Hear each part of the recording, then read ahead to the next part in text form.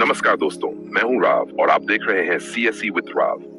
आज हम समझेंगे सोशियोलॉजी का पहला और सबसे महत्वपूर्ण विषय, सोशियोलॉजी एज ए डिसिप्लिन। यह विषय यूपीएससी एस्पिरेंट्स के लिए नींव की तरह है, क्योंकि यह समाज को देखने और समझने की नई दृष्टि देता है।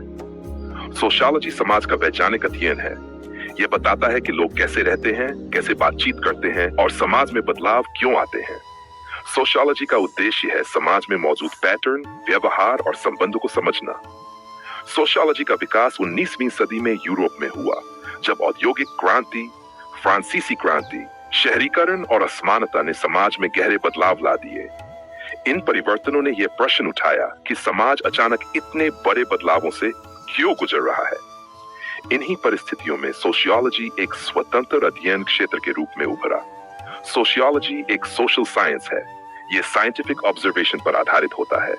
यह ऑब्जेक्टिविटी बनाए रखता है और समाज को बिना किसी पक्षपात के समझने का प्रयास करता है। यह किसी कैस्ट, रिलीजन या क्लास के पक्ष में निर्णय नहीं लेता, बल्कि समाज को जैसा है वैसा समझने की कोशिश करता है। सोशियोलॉजी का दायरा बहुत व्यापक है।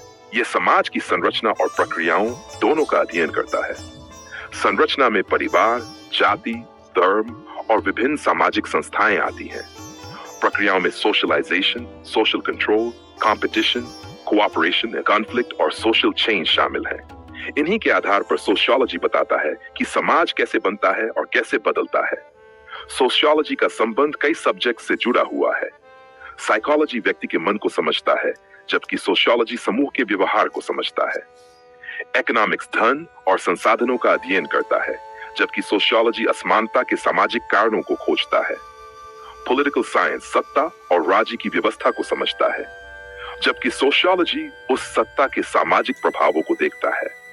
हिस्ट्री घटनाओं को दर्ज करता है, जबकि सोशियोलॉजी उन घटनाओं के पीछे के सामाजिक कारणों और पैटर्न को समझता है। सोशियोलॉजी वैज्ञानिक तरीका अपनाता है। यह ऑब्जर्वेशन, कंपैरिजन, एनालिसिस और जनरलाइजेशन का उपयोग करता है। मानव व्यवहार जटिल होने के कारण सोशियोलॉजी एक एग्जैक्ट साइंस नहीं है, लेकिन यह एक साइंटिफिक सोशल साइंस है जो समाज को समझने की मजबूत पद्धति प्रदान करता है। सोशियोलॉजी समाज की समस्याओं को गहराई से समझने में मदद करता है।